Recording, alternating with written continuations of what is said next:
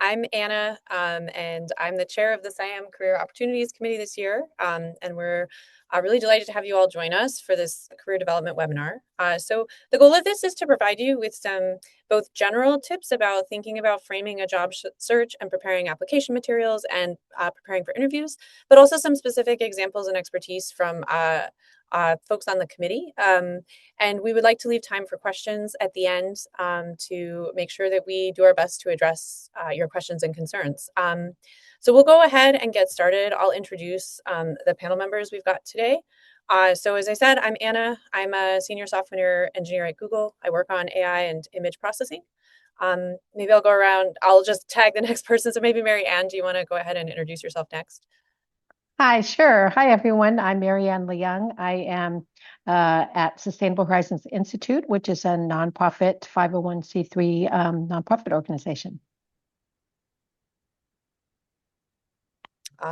Maybe Olaniye, can we get you next? Hi, everyone. I am Olani Iola. I am a professor of mathematics at Morgan State University.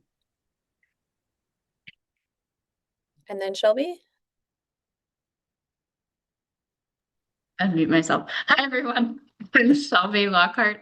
I work at AMD. I'm a senior member of the technical staff, and I interface with all of the national labs and large research institutions, making sure that large-scale codes go fast. Okay, and then Richard? Hi, everybody. I'm Richard Moore here at SIAM. I am very happy to support this committee and the fabulous work that it's doing. So welcome all. Okay, thanks everyone. So we'll go ahead and dive in. So just as I kind of alluded to, here's the topics we're going to cover today. This is not meant to be entirely prescriptive, but more some general guidelines and experiences that we've had that we hope to share. And we've also provided some links that you may want to pursue, and we will leave time for questions. So I'll kind of dive right into our first topic, which is before you're even applying for jobs, we have some thoughts about how to think about searching for the right job for you. And I think the two principles here are being specific and being authentic. So there's a couple categories under specific that we'll speak more to, and as well as authenticity. I think these may seem very obvious, at least I think when I was a student, these seemed like obvious pieces of advice, but I think in practice, it pays off to have the intentionality to think about this framing a bit so that you are saving yourself time to only apply for opportunities that are good fits, both for your skills and for what you yourself would find energizing or interesting to work on. So we'll talk a little bit first about specificity. So what does it mean to match your skills and interests? So I think that there can be this approach of just like, let's apply. I'm going to apply anywhere that I might have a chance. But really, in practice, that's not been my personal experience. And I think our committee agrees with this, that more applications does not mean better chances. You'll want to choose a position where you have at least some minimal qualifications. And especially if you're applying to multiple positions within a same company, that can even hurt your chances of getting some kind of response because it looks like you're not serious. And furthermore, it just takes a lot of your time and energy to apply to things that you may not be so interested in. And then I think taking the time to tailor your application materials goes hand in hand with the specificity. Take the time to really think about what the institution is doing, what the role is, and think through your experience and how it maps to the posting. You may not necessarily have exactly what they're looking for, but you can think through your work and student your work and study experience and kind of craft something that tells a story of why you would be a good fit. And then it's often a strategy to use keywords and phrases from a job posting in your documents, and that's totally reasonable, but do so legitimately. Don't just look for buzzwords that you hope will get through some AI filter. Think about how you actually could fit within the role that they are asking for. And then the authenticity one, I think as you think about speaking to hiring managers, preparing materials, sincerity and enthusiasm are just very important. Think through what you're personally excited about. Maybe at a national lab, there's something about the mission or the broader impact. Maybe at a private company, you're most interested in the scale. So at a place like Google, I found the scale of the user base to be really exciting. Like the scale of Google infrastructure is so large that the impact is really interesting to me. I think avoiding generalities can be very helpful here. It's not just that you're excited to work on cutting edge research. It's that you're excited that the research impacts human health or um, uh, government or whatever particular position it is. Think specifically about what it means to you. And then I think accurately representing yourself is really critical. It is tempting, of course, for me to say to kind of stretch my experience, but ultimately that will not help me get a role that fits me. And will not help me build trust as I start in a new role. So be honest about any gaps. You may not have a perfect match for every job that you're interested in, and that can be okay. But the honesty and candid attitude that you have will represent yourself well in this process. So what I'd like to talk to a little bit next is specific materials. Different applications will request different kinds of things. And I remember as a student being somewhat confused initially about what are all these different things? How are they different from each other? So we'll cover cover letters, resumes, and CVs. And once again, at the end, we'll be very happy to take more questions about some specific scenarios that may apply to you. So a cover letter is really about connecting your experience to the role in some kind of narrative. So you should be doing this specifically. Once again, doing your research about the job, and think not just about what you have done, but what you would want to do. Just summarizing your CV is not very useful for the hiring manager. Thinking about like what you would bring to the table is good, but you want to take the next step of how you would push it forward. You do want to convey that enthusiasm and authenticity. But I think this bullet point about being succinct, if you're going to take one thing away from cover letters, I think it's that. You don't need to spend enormous amounts of time, and you certainly don't want to spend a lot of writing on a page because the longer you go on, the less easy it is for a hiring manager to take away what your main point is. This is an opportunity, as mentioned in the previous slide about being honest. If you have something unusual in your resume or perhaps a bit surprising given the contents of the posting, the cover letter is a chance to explain that up front so that they know the context in which that particular irregularity or unusual situation is coming up. So for both resumes and CVs, so these are ways to explain your experience studying, producing papers, working, volunteering. I'm thinking of it in two ways. So it needs to be both readable by machines and readable by humans. So the humans are, we hope, the most important part. And so you're wanting to make sure that your resume highlights the experience you think is most relevant to the job. So it can be tempting for me to put everything I've ever done, every volunteer experience, every class, every job, every specific deliverable in a job, but that's too much information. So I want to prioritize based on the role that I am applying to. Oh, they're interested in analytical skills. Well, these are things that highlight that. They're interested in papers. Well, then that's what papers published. So that's what I should highlight. You also want to avoid passive voice and state accomplishments as a kind of personal action taken. So don't just describe, oh, the role was some kind of data analyst. Say, I analyzed data. I provided statistics to describe X. Make sure that you are active and specific in the information you choose to provide. And it is good to prune your resume or CV now and then to avoid keeping unimportant or outdated experience. A long time ago, I had volunteer experience from high school on my resume. At this point in my career, that is not very relevant and not something that I would include. The machine readable part mostly means that you should try to use reasonably consistent formatting.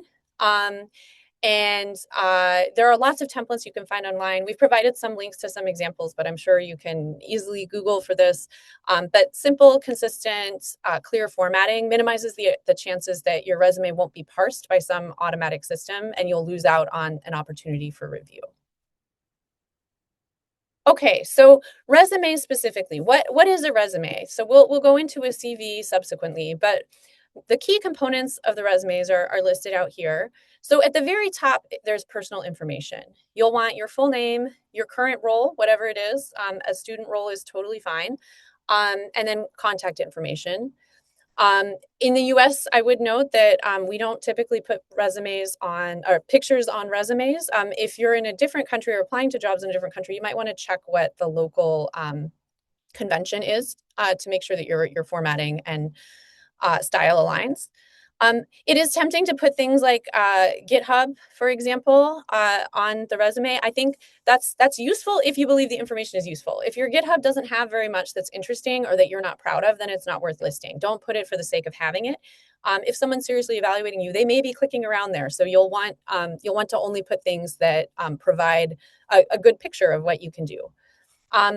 So usually there's a professional summary. This is worth taking some time because it's very brief. And you want it to kind of overall describe what you've done and what you're good at. Because it is brief, that's why it can take some time to really craft and prioritize, but it is worth doing because as described here, you're trying to hook the reader into being interested in reading more. Then there's some specific work experience elements that we do recommend you always include. And once again, focusing on impact or effectiveness, not just on the general job description, and adding measurable comments or measurable deliverables, if possible, is really, really helpful and really shows that you were able to provide a certain kind of impact.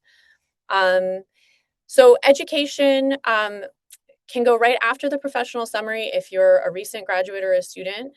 And then as we note here that you don't really need to keep high school, and you only really should be listing relevant courses from your undergraduate or postgraduate programs. You don't need to list every course you've taken. That's overwhelming. Just prioritize the ones that may be relevant for the job description. We do recommend that you only include GPA if it's above 3.5 and above, but be consistent by institution. And do feel free to include more information about any honors or certifications that are relevant. And then skills. Skills can mean both technical skills, as we've noted in the example, things like programming languages. Make sure you're clear. JS may be ambiguous for some audiences, so use JavaScript, for example. But also soft skills can be important here. Do you communicate with people in other disciplines? Do you lead a team doing something? These are real skills and are definitely worth noting, even in technical positions. And then certifications and awards of any kind are, of course, worth noting. Okay, so I'm going to go ahead and turn it over to Olani for talking about a CV, which typically is a more academic job posting component and is a little bit different than a resume. Yeah, thank you very much, Anna, for the explanation to the resume.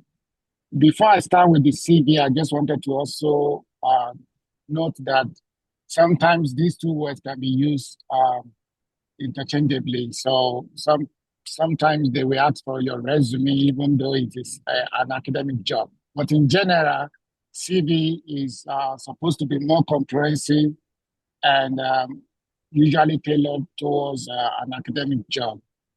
All right, so the first thing on the CV should be personal information. Now, I want to say clearly that because this is a very lengthy document, you don't want to model things together. The first impression is that you should, anything that you want the reader to quickly catch, let it be legible and let it be separated.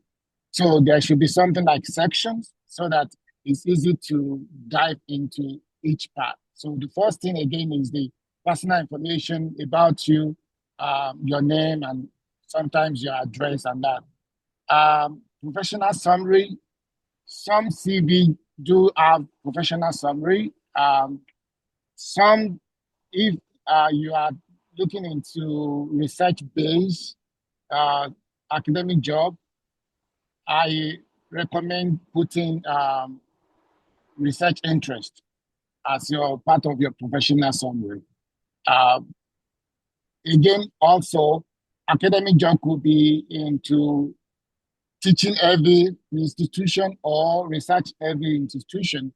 So what I personally encourage is that if you are going into,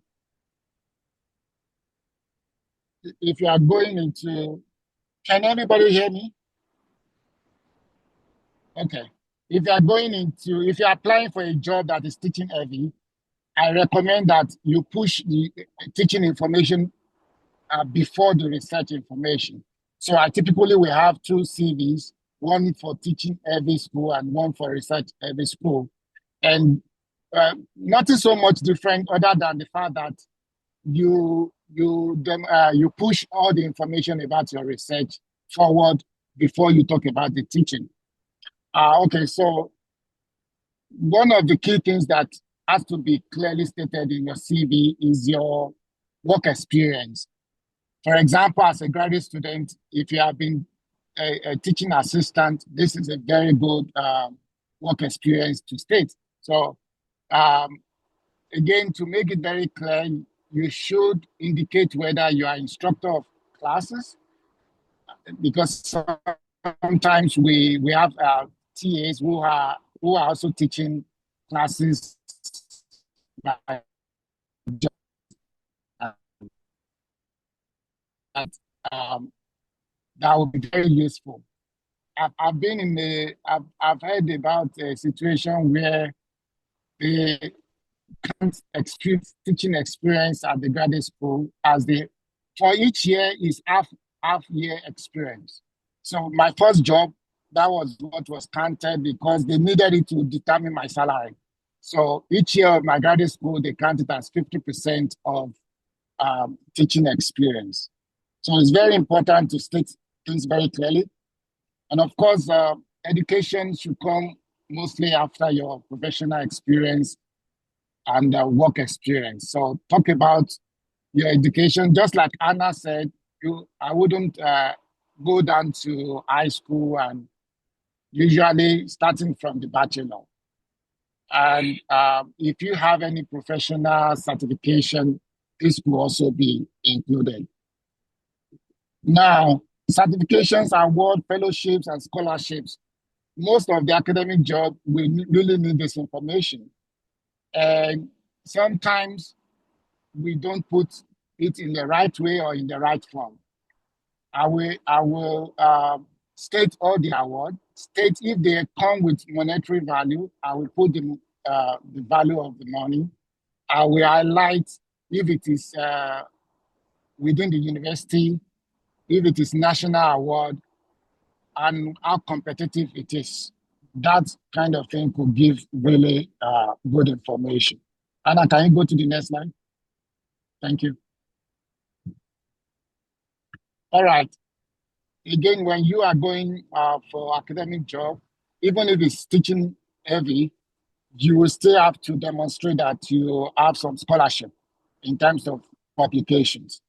I encourage people to list the public the publications in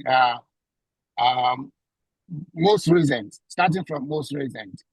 And it is important also to list every detail, including the journals, the list of authors. Usually I will put my own name in bold so that it's very clear. And sometimes put as much information as you have regarding the publication is very, very important.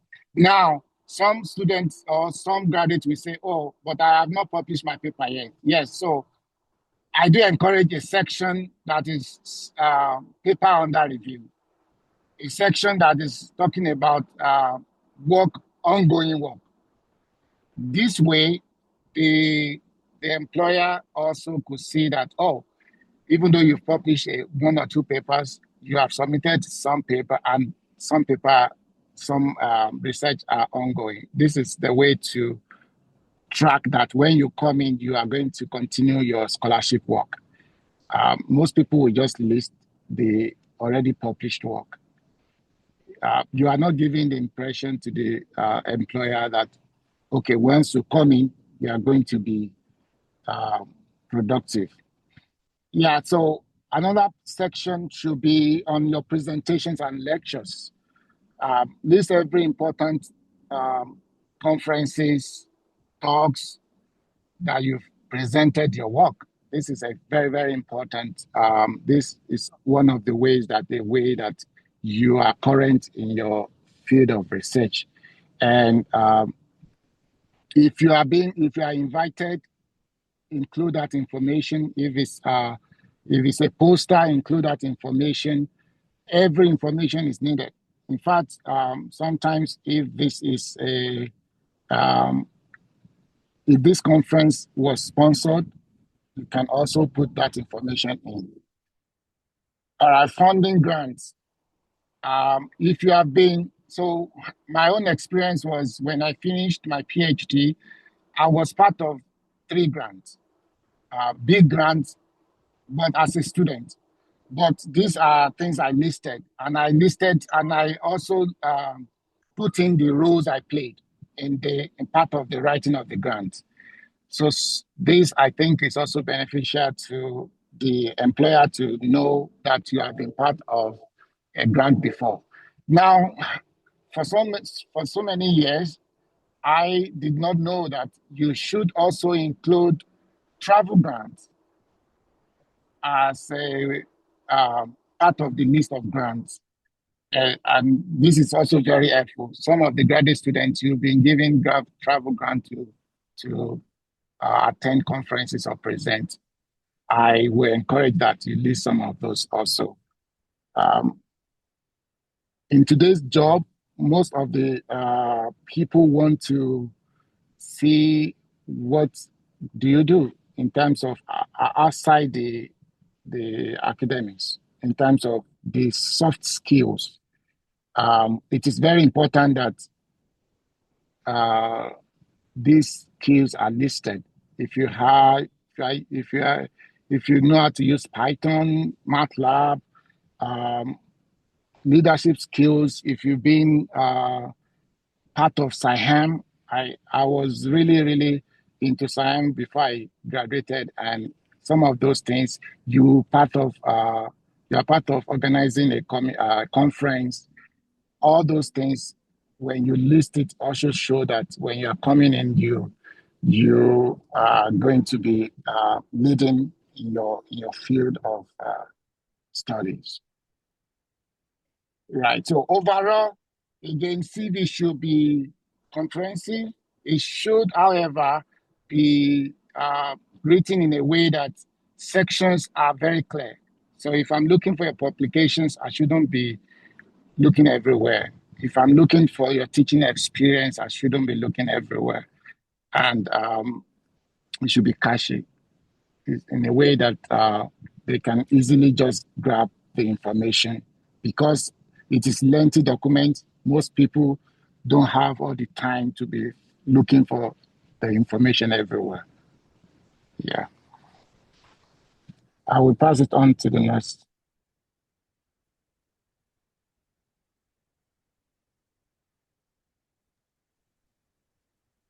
Hey, I will try to keep my section as succinct as possible, just so that we have a lot of time for you guys to ask us questions and we can answer questions you guys are throwing in the chat. But for now, I'm going to talk about tips for interviews. So interviewers will assess your skills along different dimensions, and they're going to assess you on these dimensions independent of the type of role you choose to apply to. But maybe they're going to assess you more in one of these dimensions if you're applying to a teaching role versus engineering versus a nonprofit, right? So in order to prepare for interviews, first you want to think about the job description and what you know from the hiring manager or other people in a similar role. And then you're going to decide what skills are most relevant and which ones you should really focus on if you're going to practice for that interview. Okay. Sorry. Thanks, Anna. Yeah. So first up, I'm going to talk about that first bullet point, which is teaching and communication. So if I'm applying to a teaching role or if I'm applying to a national lab, let's say, my presentation skills are probably going to be really important. You want to be able to communicate complex topics to diverse audiences, students, faculty, scientists with different expertise, and even executive leaders, right? If you're in an engineering situation, you have to be able to communicate the importance of what you do up the ladder, right? A business executive has no idea about the mathematics that you're performing. You want to be able to define a teaching philosophy and how that translates to practice. Be able to prepare and give a practice lecture or seminar if you're going into a teaching role.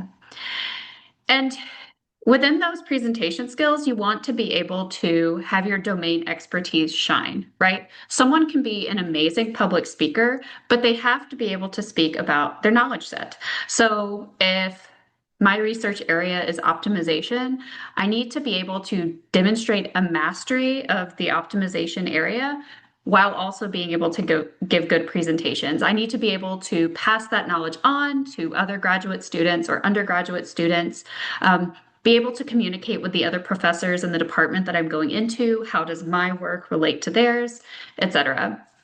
So you want to be able to demonstrate a domain expertise within a curriculum that you write up, right? How does your domain fit into the existing curriculum for that department? And you want to be a good speaker. Next, research skills. Okay, you probably will need to demonstrate research skills in most jobs you go into if this is postgraduate school. If you're an undergrad who's going into a new position, maybe you're not going to be doing research right off the bat. But if you do need to exhibit research skills, first, presentation skills still very important. You need to be able to communicate complex topics to diverse audiences. And this is where your domain expertise is really, really important. If you're going to be performing research, it doesn't matter if you're going into an academic department or if you're going into a national lab where there's already like defined research agendas. People want to know exactly what you're bringing to the table, right? What is this knowledge set that you've accumulated within a specific domain, and how do you make it connect to the research that's already happening within that institution? Or if you're moving to a research university, what are you bringing to their research scope, right? Do you bring a whole new field? Are you going to bring many, many new grad students because you have a completely new research area? Research skills can be really important whenever it comes to applying for a job. You have to be able to articulate all of the work that you've done succinctly, right? And if that's been a complete graduate school career, it can be difficult to smash your thesis down into sometimes even a 30-minute presentation. You want to be able to talk about how you're going to apply for funding, how you think you'll be successful applying for funding, grant writing, things that Alani just talked about within your CV. And most importantly, if you've already done a postdoc or if you're going into a postdoc, people want to know if you can design your own research agenda, or are you taking the steps to work towards designing your own research agenda? Okay, next. Engineering skills. So I would say that engineering skills are these are something that are extremely relevant if you want to go into industry. They can still be very relevant if you want to go into a national laboratory setting. But they're kind of becoming increasingly relevant for everyone just because AI is booming, right? So in general, engineering skills are still considered secondary in academic positions, right? But if you're applying to an engineering role, like in industry or even some types of engineering roles at national labs, these become primary. They're the skill set that matters the most in your job interview. So things you might think about whenever you're preparing for that interview are they going to be testing my coding skills? Are they going to use things like HackerRank or Leak Code exercises? I will admit that this is not something I was familiar with when I graduated grad school, and I just applied to an industry position, had to do a coding interview, and I was like, I probably should have prepared for that. So you definitely can do that. You can practice HackerRank or Leak Code exercises on your own time so that you don't end up being kind of whiplash like I was. You can also just practice pair programming with a friend or by yourself. So some interviews will involve you just talking through a coding problem with a person on the team you're interviewing for. And it can actually be really helpful. So you need to be able to talk through your thinking process, right? Some of us we shine the most whenever we have a pencil and a piece of paper and we're alone in a room, but you really have to be able to talk through your steps that you're taking in your head in order for someone to understand that you have the problem solving and analytical skills required for the job, which is exactly the next bullet point here. You need to be able to solve open-ended questions such as system design questions or case studies. Most of the time, whenever you're in a classroom setting, especially if you're an undergrad, your questions have black and white answers, right? You might have some open-ended questions on more humanities and more humanities type courses, but I do think it's less common in mathematics or computer science classes. And so those questions become like really open-ended. What are the logical steps you would take to solve a problem? How do you actually figure out what's going wrong? And then once you figure out what's going wrong, how do you tackle that? And of course, being able to apply your subject matter expertise. Domain expertise doesn't go away in any of these skills questioning. They want to know that whatever domain you focused on within your studies, you bring knowledge from that domain into whatever situation they could throw at you, right? So for me, that's like large scale communication in supercomputing. And it's really important for my team that I bring that domain into the problem solving setting. Okay, next. And then last but not least, we have behavioral skills. This one's kind of a really big gray area, I think. So do you mesh well with the team, right? I don't particularly want to work with people that I don't get along well with. And so behavioral skills are kind of a weird assessment, not something you can necessarily prepare for. But at least most jobs will require you to meet with the team and they'll see if they think you fit and you'll see if it's a good fit for you. But a way to kind of prepare for this is preparing answers to some of the questions you might get, like how do you handle conflict or uncertainty? What are your greatest strengths and weaknesses? Why do you want this job? Why should we hire you? What do you bring to this team? Once again, going back to domain expertise. And so your responses should definitely reflect your experiences, but you can still practice them, right? It does not and will not come off as inauthentic if you prepare for these questions. So I think maybe Anna wrote these bullet points down and they're really good advice. Just take your time to reflect on yourself and your experiences before you go into the job interview and just imagine how you would respond to each of these questions, right? How do I handle conflict, right? Like, oh, it's not something I've ever kind of sat down and thought about. But advanced preparation does let you be calm and collected, and you can focus a lot more during the interview, and you don't have those like heart palpitations and you're freaking out. You're like, oh my God, I don't even remember a time when I was under pressure, right? So yeah.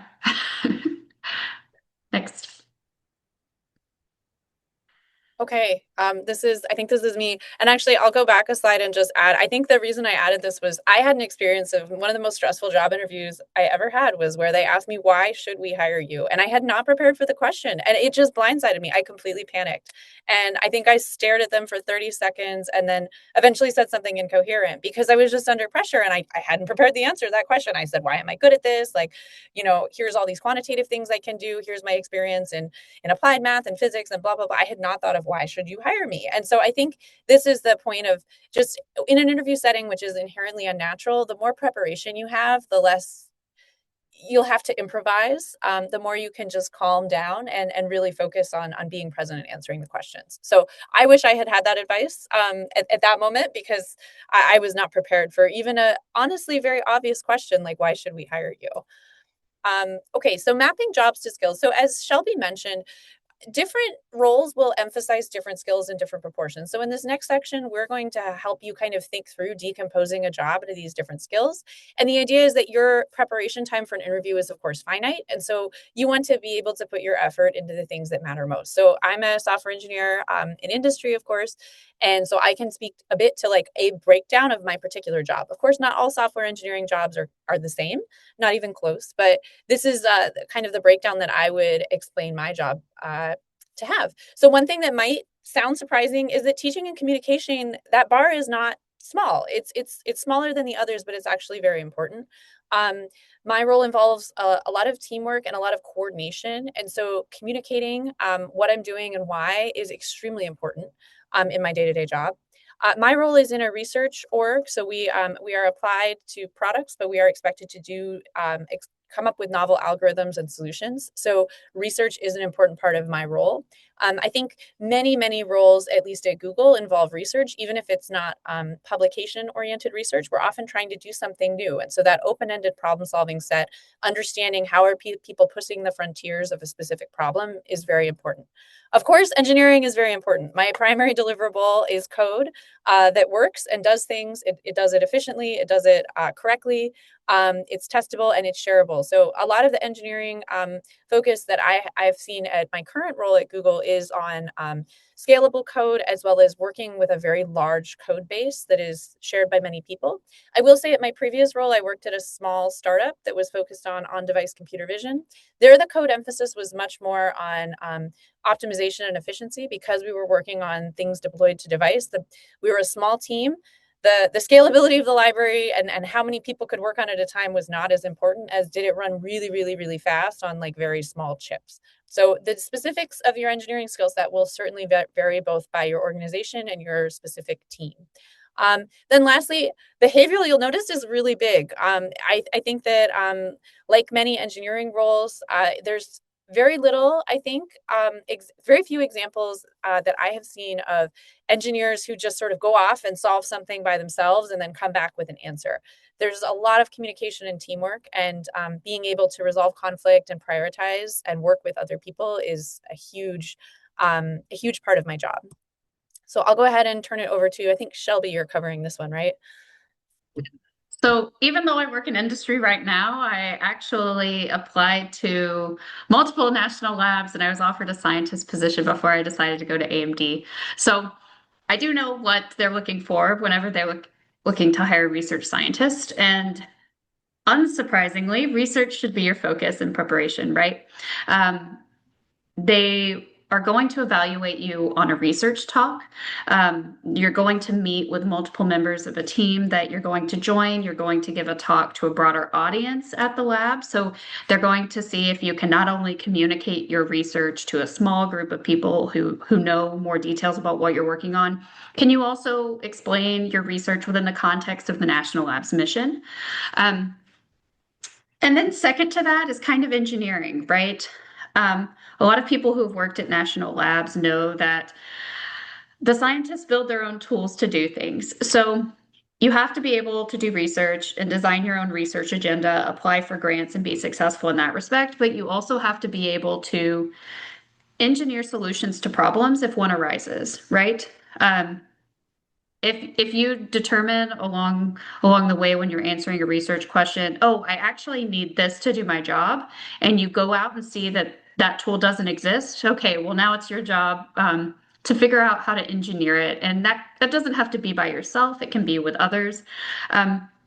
So that tends to be the second most important thing to prepare for. And then I would say third would be kind of equivalent with behavioral and teaching and communication, right? Behavioral, yes, you want to fit well within a team that you're working in, but teaching and communication, it kind of goes hand in hand with that, right? You can't be a good team player if you can't communicate well with others and can't describe your ideas and give criticism as well as receive criticism whenever you're doing research, right? Because we can't go down every single research direction possible. We have to be able to prune which ones are the most important. And sometimes other people's input is really relevant to that task. Okay, I'll leave it at that so that we can move on. All right, so I will take it up from here. So when it comes to teaching institution, obviously teaching is going to be heavy, and you will still be expected to have some kind of research. And of course, behavior is also very heavy when it comes to teaching institution. However, I've been Personally, I've been into teaching institutions that still expect you to do up to 40% of research.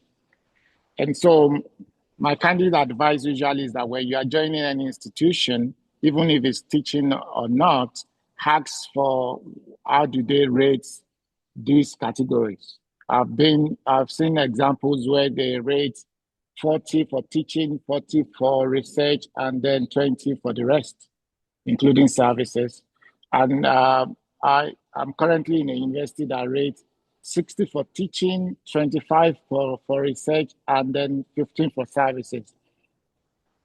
The issue is that even though it's 25 for research, the university is research every institution. And the goal is to go into becoming R1 institution. So, but in general, if you are going to be in a teaching institution that rates teaching very high, it is very important that you focus more on the teaching skills. And teaching skills have to be ongoing. It's not something you say, okay, I've learned it, meaning that you have to participate in professional conferences that has to do with teaching. If I would recommend MAA meetings. That's where I started my teaching skills acquisition from.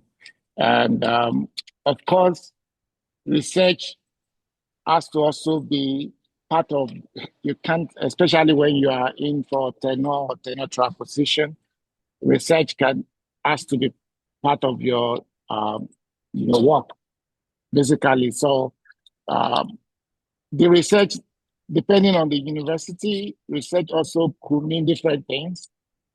It could mean publishing papers. It could mean submitting abstracts for conferences. It could mean creative works. It could mean teaching. It could also be teaching-based research, not only subject-based research.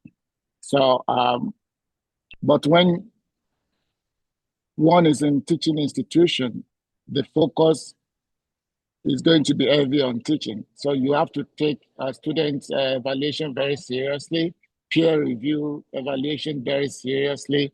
What are the teaching methods? Things are evolving these days.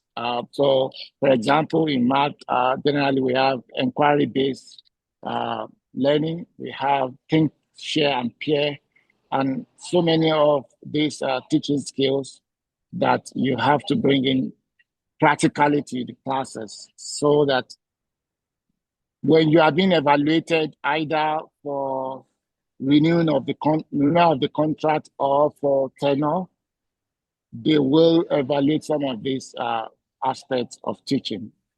Anna, can you please go to the next slide? Right, so when a school is heavily research, even though it's going to require research that is heavy, but teaching is not going to be left out. And so in most of these institutions, you have to balance the two, especially teaching and research. It has to be balanced. Of course, part of your research will include attending conferences, such as SIAM conferences, publishing papers. Some university also categorize the papers that you published in terms of their impact factor or in terms of journal rating, whether it is Q1, Q2, and all that. So attention has to be carefully taken when it comes to this. But overall, the job descriptions, when you're applying for a job, the job descriptions will most of the time highlight what the university is focusing on. So if it is a research focused institution, it means that you need to also prepare in the interview most of the time. It will involve heavy questions on research. But of course, teaching component cannot be removed as long as it's not just a national lab. If it's a research institution, this is a very big component that everyone has to think about. Yeah, in general, like I said when I was talking about the CV, you need to project your research outputs. If it's conferences, if it's publications, you need to project it much more than the teaching. If you are aiming at research institution, but if you are aiming at teaching institution, you need to also project your teaching skills, which are practical. All right. I think I will stop here because of time so that we can allow time for questions. Yeah, so I'll just I'll put this up here. Maybe Richard, I don't know if we're sending out the slides, or I think folks can take a screenshot if they want to pursue these. But we'll go ahead and leave time for questions. I can leave this up while we do questions, maybe. So yes. Okay, we had a few questions in the Q&A. Should we just go in order?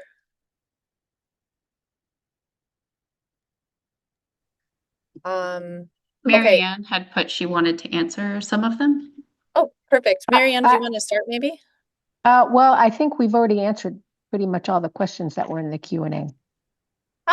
Okay. Oh, I see. I didn't even see all of the amazing. Okay, I think there are a few open ones.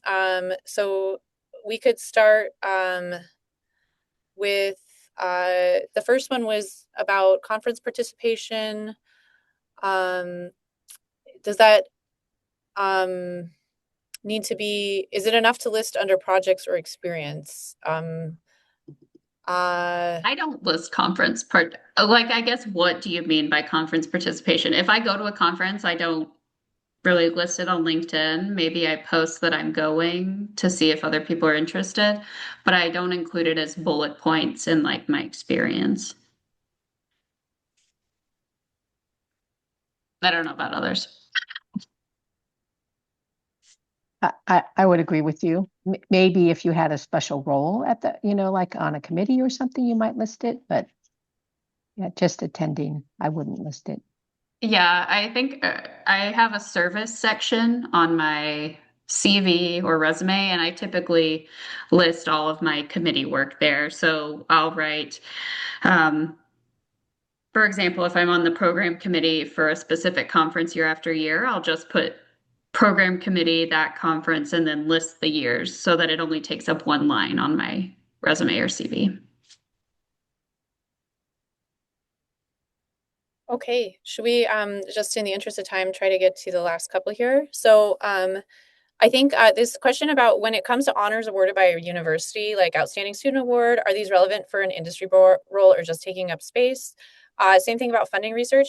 I think this comes down to the specificity and prioritization that I mentioned. I think the answer is it depends. I think especially earlier in my career, I found it helpful to list some of these because they basically showed that I was dedicated, I worked hard, I did competitive intellectual things, and I was organized and problem solved in order to achieve something. Over time, those have started to fall off of my resume as I edited and prioritized and think, what is most relevant? So like say a scholarship that I got as a high school student to attend a university, while maybe a reasonably prestigious thing to put when I was first coming out of my bachelor's degree. Now now that I'm a decade into my career, it's not very relevant. So I think it's very context dependent, and I would say for me, funding research is the same. I think maybe grant funding helps show that proactiveness and involvement and capability in your fields. But if over time you're transitioning to a role where applying for funding is not important, eventually you may not need to demonstrate that. You should demonstrate the relevant skills that you have accrued at your job. I don't know if anyone else wants to weigh in on that one. No, I think that's a good response. Totally agree with you. Okay. I think the one about teaching statements is a good question to address, and I was hoping that Oliani might want to answer that one. Um, Tips can you please for teaching. Are there tips for teaching statements typically required Yes. for academic jobs? How are they evaluated? Yeah. So my advice usually is that you need to be practical when you write your teaching statement. Most of the time, you see people writing generic statements. But what I think would be very helpful is when you write specific things. For example, I taught calculus one in spring of this, and I use this method, and this is so they want to see specific examples when you are writing your teaching statement, not just general statement of I know how to teach and all that, but can you give few examples of your experience in teaching while you are a graduate student? And usually my teaching statement also, I include some of the teaching professional trainings that I've had in when it comes to teaching.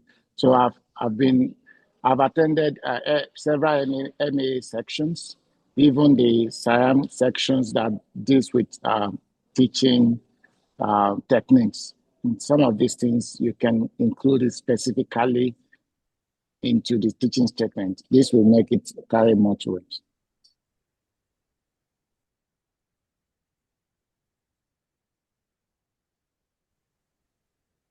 I quickly wanted to voice over one of the questions that Shelby already answered. She'd given some nice ranges for resume and CV pages. I just wanted to add that it will also depend. I think I totally agree with the ranges. It will depend on where you are in your career. I will say if I see someone graduating with a bachelor's with a 2-page resume applying for an industry job, I will be very skeptical.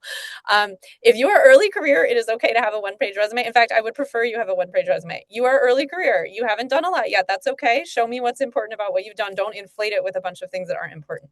By the time you've worked for 10 or 20 years, I would expect you to have a 2-page resume or a longer CV. So definitely scale it to your experience level and check it with someone in a position of interest to try and understand if it's an appropriate level of detail.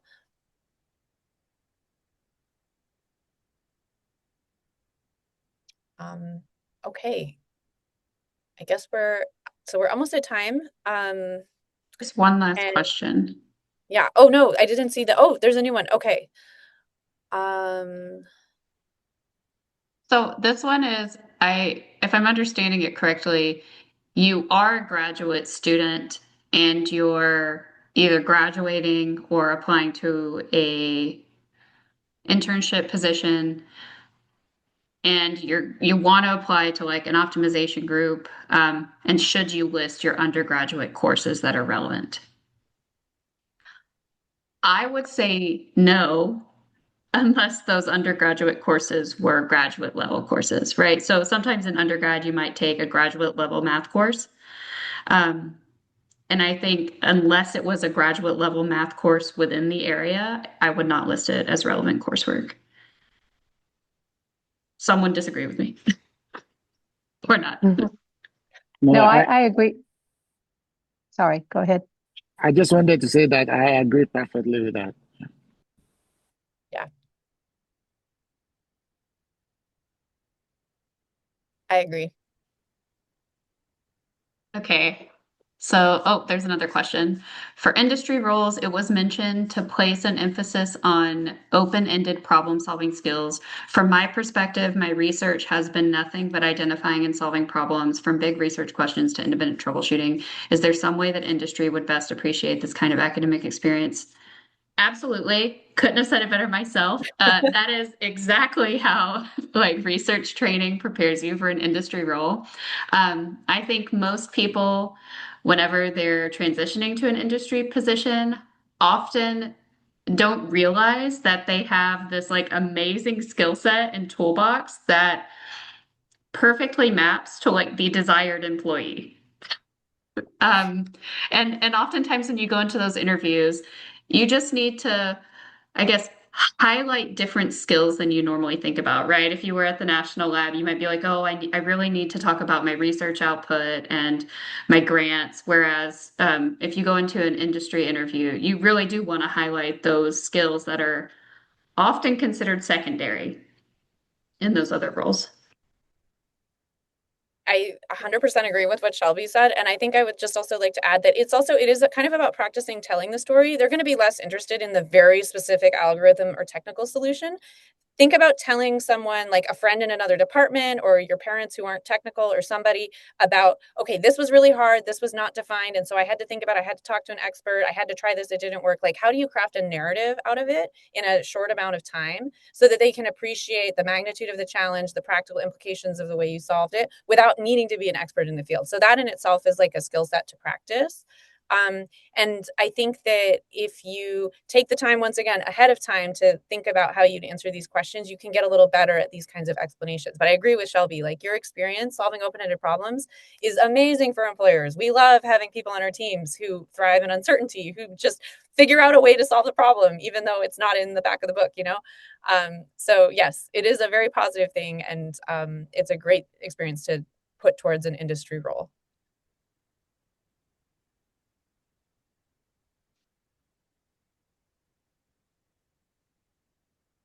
I think we have one more question about accepted to a PhD program, putting this on resume and LinkedIn.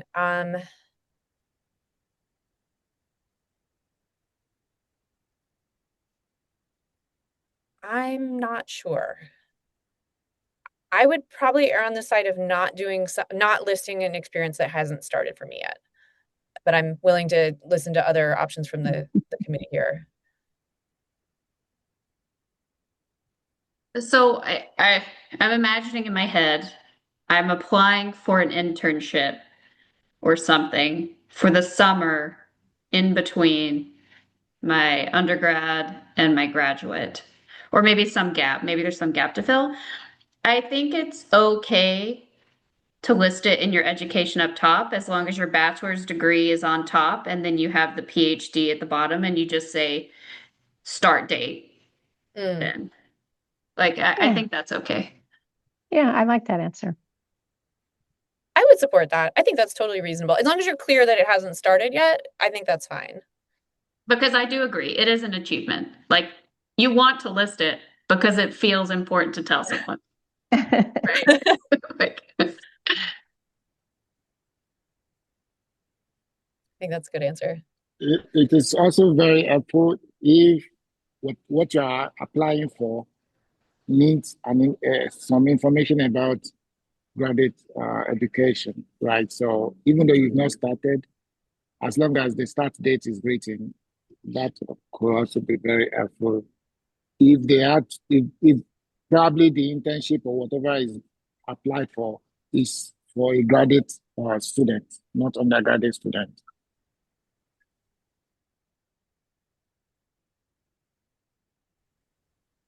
that's valid. So we are running up on time. I want to be mindful of the valuable time of our panelists. It's always hard to show appreciation in a webinar, but I'd like you all to join me in thanking our panelists today for some fantastic information that I think is very helpful, very influential. Snap your fingers wherever you are, or do whatever you want to do. I have also posted in the chat some upcoming events you might consider attending, starting with our virtual career fair coming up on April 8th from 10 a.m. to 4 p.m. Eastern Time. It's a free to register for SIAM members, so please take a look at that link.